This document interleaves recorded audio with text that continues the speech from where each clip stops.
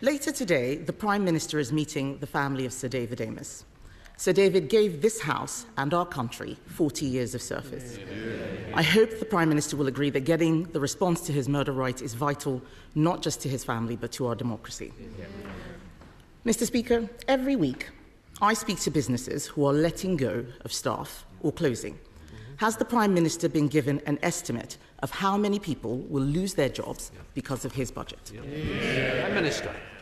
Mr. Speaker, just on the question of Sir David, he was a deeply loved and respected colleague, and behind me is the plaque, as is the plaque to Joe Cox in front of me. And I know this was deeply felt by the House, but particularly, as I acknowledged at the time, by the party opposite, who lost a colleague and a friend in the most awful of circumstances.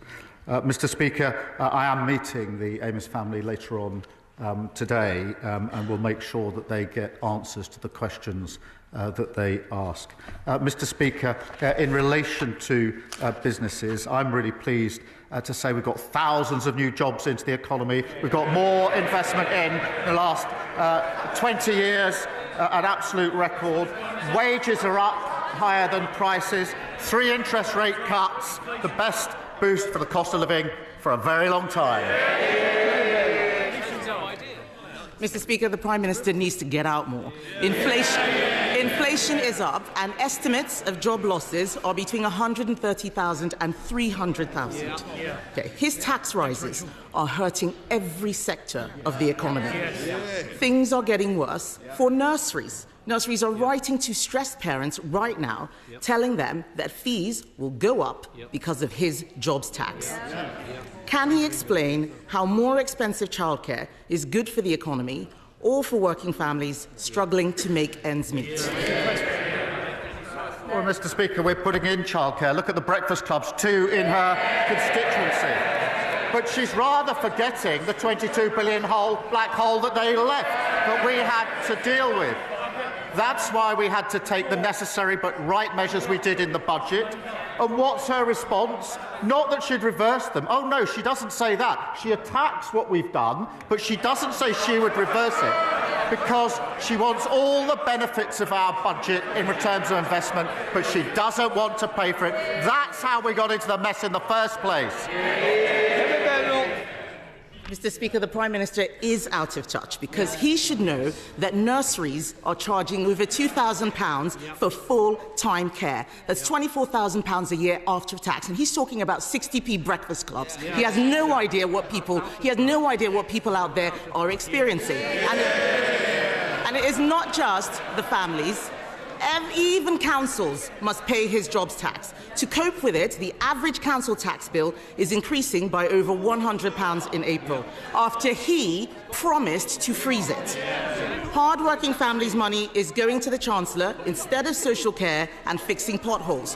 Why should these families pay more for less? Well, she really shouldn't denigrate what she calls, I think, 60p breakfast clubs. She should be welcoming them. And she asked about council tax, Mr. Speaker. The Tories put up council tax every year for 12 years. Their manifesto, Tory LGA manifesto, government should remove the caps on council tax. And then Hampshire Council, Tory, wanted a 15% increase. We said no. Slough Council, again, Mr. Speaker, Tory, wanted 3%. We said no. Windsor and Maidenhead, Tory, now Lib Dem, wanted 25%. We said no. We're the ones that are doing the right things to get this country on the right track. Mr. Speaker, the point is he promised to freeze, and they are going up.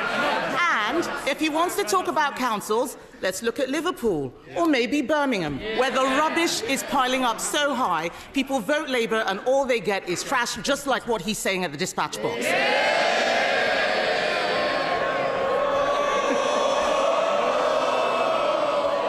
People all over the country are suffering, not just in Birmingham. Millions of elderly people have had their winter fuel payments snatched away. At the same time, care home fees are set to go up by a devastating £3,000 because of his jobs tax. How does he expect pensioners on a fixed income to make ends meet? Mr. Speaker, this is why it's so important that wages are up higher than prices. That's why it's so important that the interest rates are coming down. This is the biggest boost for the cost of living for a very, very long time. What we're doing is picking up and fixing the mess that they left. Kemi Badenoch. Go.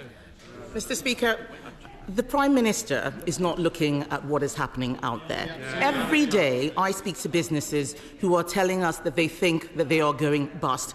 And as if businesses and families didn't have enough to worry about, supermarkets say food prices will increase by over 4% because of the jobs tax. And that's before we get to the immoral family farms tax on the very farmers who work so hard to produce our food. What does the Prime Minister have against farmers anyway? Does he not see that his budget is killing farming in this country and he is making life so much harder for everyone else? Mr. Speaker, the budget provided £5 billion for farming over the next 2 years. That is a record amount. We've set out the roadmap for farming, which has been welcomed by farmers. And many thousands of farms have benefited from the farming schemes. But she talks about prices. Wages are going up higher than prices. That's the first in a long time that's happened. So for families across the country, they're better off under Labour. He's got no answers today. What the farmers are complaining about is the sustainable farming incentive, which he has just scrapped or withdrawn. They are making mistakes with this budget. And that's why in 2 weeks, the Chancellor will come to this House to present an emergency budget the Prime Minister said we would not need. They will try and make out it's because of global events, but the truth is they trash the economy with their bad choices.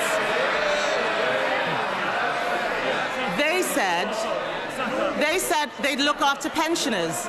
Then they snatched winter fuel payments. They said that they would be pro-business, but they hiked taxes on jobs. And he, Mr. Speaker, he promised to freeze council tax, but it's going up by £100. This is a high-tax, low-growth, job-killing government. Will he use the emergency budget to fix the mess he's made?